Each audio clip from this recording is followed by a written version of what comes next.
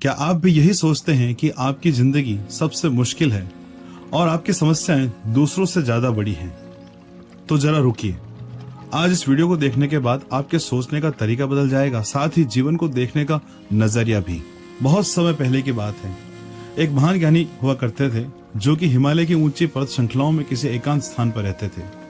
वे सांसारिक जीवन से दूर ईश्वर भक्ति और साधना में लीन होकर शांति से जीवन बिताना चाहते थे। लेकिन उनकी ख्याति इतनी अधिक थी कि लोग उन्हें ढूंढते ढूंढते दुर्गम पहाड़ियों, सकरे रास्तों और खतरनाक नदियों को पार करते हुए उनकी कुटिया तक पहुंच ही जाते थे। लोगों का विश्वास था कि यह ज्ञानी बाबा जो हैं, उनकी हर समस्या का समाधान कर सकते हैं। वे किसी भी कष्ट को लेकर वहां पहुंच जाते, यह मानते कि वहां से खाली हाथ लौटना किसी के लिए भी संभव नहीं है। इसलिए लोग वहां तक पहुंचने की हर प्रकार से कोशिश करते थे। एक बार कुछ लोग अपने समस्याओं को लेकर उनकी कुटिया तक पहुंचे। पंडित जी ने उन्हें अंदर आने की अनुमति तो दी, पर उनसे कहा कि उन्हें 3 दिन रुकना होगा, क्योंकि अभी वे एकांत में साधना कर रहे हैं। 3 दिन बीत गए, जब तक और भी कई लोग वहां आ पहुंचे और जगह अब कम पड़ने लगी थी। पंडित जी अब बाहर आए और बोले, आज मैं आप सभी के प्रश्नों का उत्तर दूंगा, लेकिन मेरी एक शर्त है। आज के बाद आप में से कोई भी व्यक्ति यह स्थान छोड़कर जाने के बाद मेरी कही बातों को किसी और से साझा नहीं करेगा। ये ध्यान से सुनिएगा, ताकि मैं एकांत में अपनी साधना फिर से कर सकूं। लोग सहमत हो गए। फिर पंडित जी बोले, चलिए अब अपनी अपनी समस्याएं बताइए। इतना सुनते ही हर कोई बोलने लगा। किसी को आर्थिक संकट था, किसी को पारिवारिक कलह, किसी को नौकरी की चिंता और किसी को स्वास्थ्य का दुख। पर समस्या यह हुई कि जब एक व्यक्ति बोल रहा होता तो दूसरा बीच में अपनी बात करने लगता। कुछ ही देर में वहां का वातावरण बाजार जैसा हो गया। शोर, बेचैनी, हड़बड़ी। हर कोई चाहता था कि मेरी समस्या का समाधान पहले हो जाए, और हर व्यक्ति अपनी समस्याओं को जोर जोर से कहने लगा, जिससे कि उस छोटी सी जगह में बहुत ज्यादा शोरगुल होने लगा था। उसके बाद यह सब देखने पर पंडित जी ने ऊंचे स्वर में कहा, कृपया शांत हो जाइए। आप अपनी अपनी समस्याएं एक पर्चे पर लिखकर मुझे दे दीजिए। लोगों ने ऐसा ही किया। उन्होंने अपनी समस्या एक पर्चे पर लिखी और पंडित जी को सौंप दी। पंडित जी ने उन पर्चियों को एक टोकरी में डालकर हिला दिया और कहा, अब इस टोकरी को एक एक करके एक दूसरे के पास करिए। हर व्यक्ति उसमें से एक पर्ची निकाले और पढ़े। फिर सोचे कि क्या वह उस समस्या को अपनी समस्या से बदलना चाहेगा। लोगों ने ऐसा ही किया। पर जैसे ही किसी ने किसी और की समस्या पढ़ी, वह चौंक गया। कोई कैंसर से जूझ रहा था, कोई अपने इकलौते बच्चे को खो चुका था, कोई कर्ज में डूबा हुआ था और कोई आत्महत्या के कगार पर था।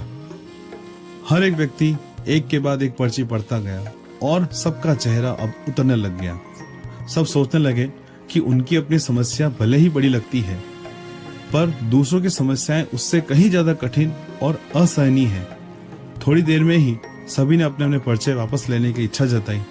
पंडित जी मुस्कुराए और बोले, देखा, जब आप दूसरों की परेशानियों को देखते हैं तो अपनी परेशानियां कुछ कम लगने लगती हैं। जीवन में दुख हर किसी के हिस्से में है, पर सबका दुख अलग अलग है। हर कोई अपने दुख को सबसे बड़ा मानता है, लेकिन जब तुलना होती है तो समझ आता है कि हम कितने सौभाग्यशाली हैं। हमें प्रभु का इस बात में धन्यवाद देना चाहिए कि हम कितने सौभाग्यशाली हैं कि हमारी समस्याएं दूसरों से कम हैं। सभी लोग अपनी अपनी पर्ची लेकर लौटने लगे।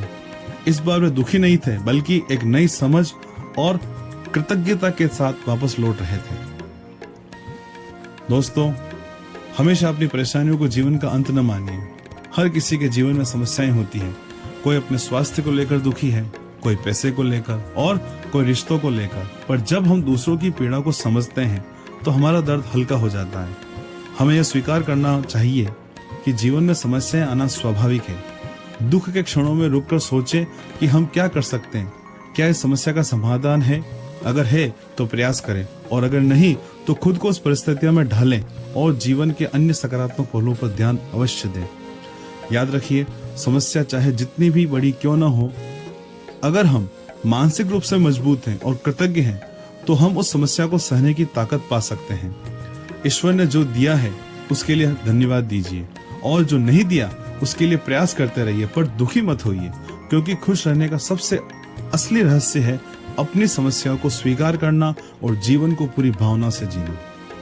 तो दोस्तों, अगली बार जब भी आप परेशान हो तो यह कहानी जरूर याद करिएगा, इस वीडियो के बारे में जरूर याद करिएगा और कमेंट बॉक्स में जरूर बताइए कि क्या आपने भी कभी सोचा है कि आपकी समस्याएं ही सबसे बड़ी हैं।